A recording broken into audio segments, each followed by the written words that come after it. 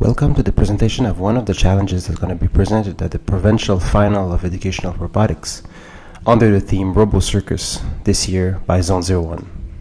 The challenge I would like to explain to you today is the challenge that's going to be played by both junior and senior categories, and the challenge is called On a Tightrope. First of all, you're going to need a robot in order to solve this challenge. Maybe the robot is not going to be looking like these images because the robot is not running on the floor. The two platforms shown here are allowed, so both the EV3 and the NXTs are allowed. So are the RCX, although we think that this platform for this challenge, it might be a stretch. You will also need to build some accessories to put on the mat or on the surface, which are some doors, so automatic doors that can go up and down. That's shown here on the left. You can also have a button that is going to be attached to the end of the beam in order to trigger the end of the doors. You're going to need some balls, both blue and red, but basically what you have to remember is that the red balls are the target here. You could have as many blue balls as you want, but the red balls are the one you're really looking for.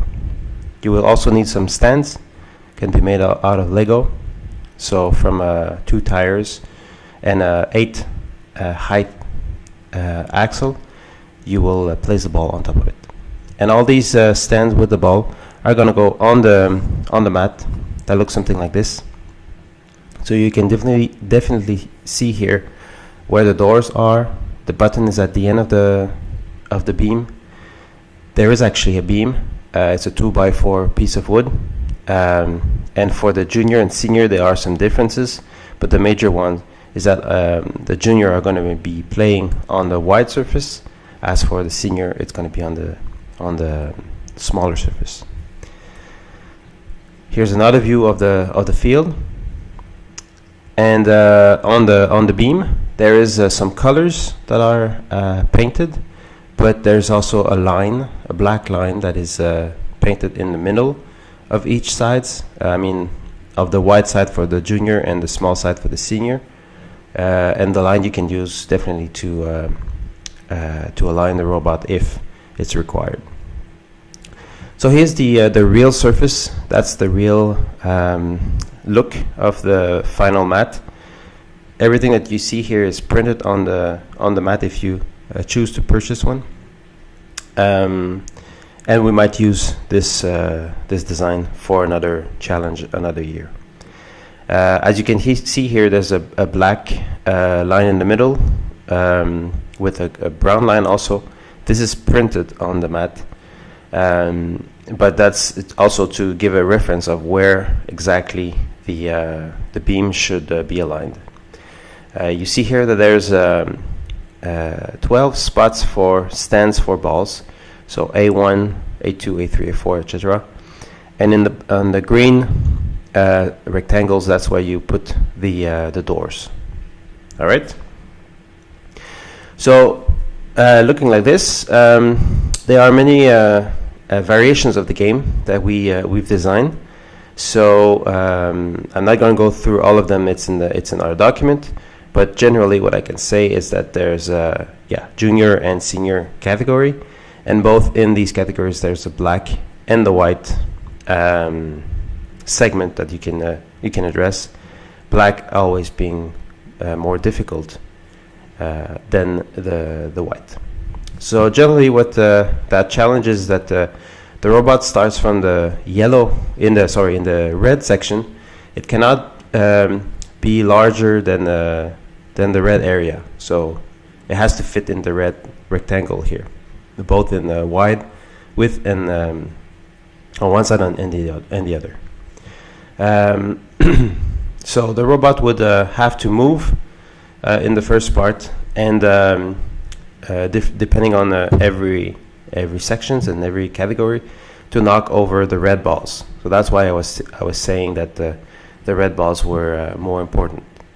And I know for the senior also that in the last section, so in the last, in the last stand that they will encounter, there's a challenge to drop one red ball on the stand. Then the doors that are there, they are going back and forth, so they are running. They are linked to an NXT. The program is available in our drive that you will find the link on our website. But basically the doors are going up and down, and your robot has to avoid them, of course. So the robot will be able to go further if the door is open.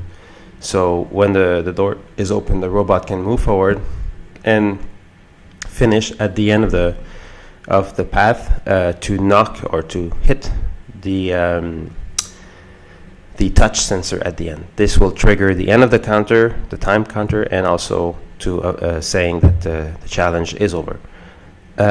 Is over for the junior, because for the senior, the robot has to go back to its original position.